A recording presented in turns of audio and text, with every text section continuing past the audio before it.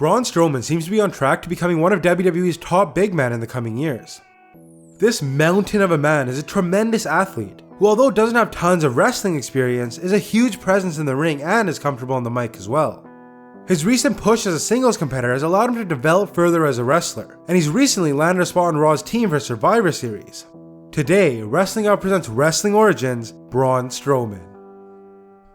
Adam Scherr was born in Sherrills Ford, North Carolina on September 6, 1983. Adam says he's a country boy and was always country strong. He was a huge kid and would eventually graduate high school at 6'5", 305 pounds.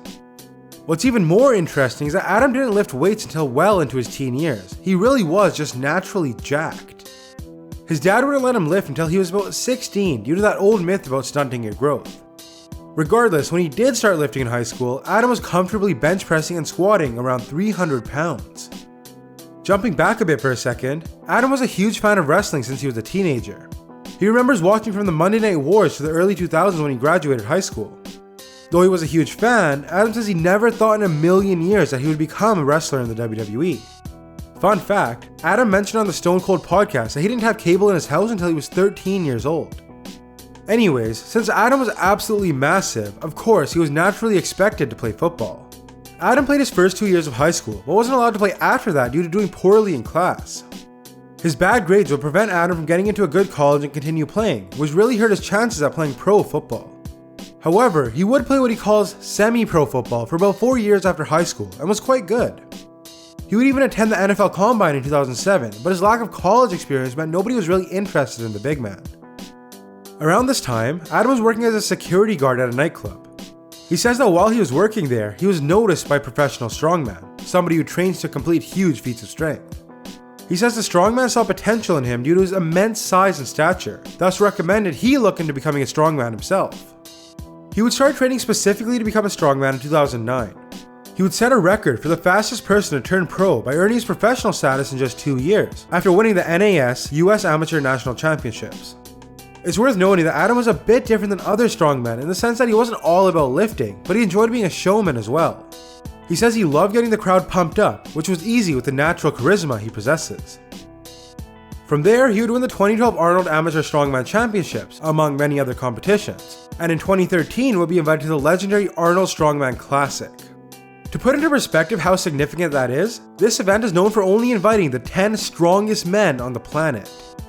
Unfortunately, he would suffer an injury during his first lift at the event.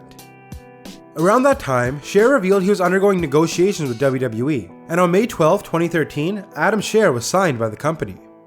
The WWE was turned on to him by Mark Henry, who had met Adam at a competition where they quickly became friends.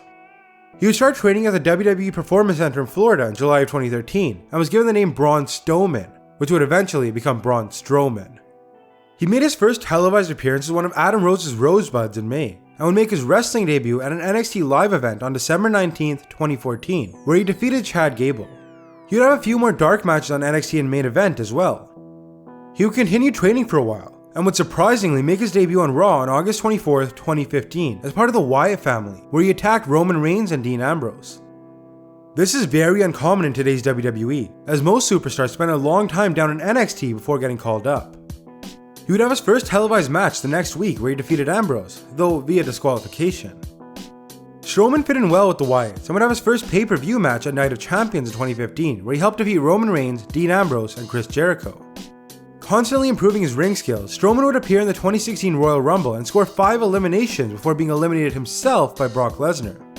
However, Strowman would return with the family and eliminate Lesnar, which helped put over Strowman as a monster, according to Dave Meltzer. From there, the Wyatts would quickly feud with Ryback, Big Show, and Kane, where the teams traded wins. After their match at WrestleMania 32 was cancelled, the Wyatt family would begin a feud with the New Day for the Tag Team Championships, though couldn't capture them.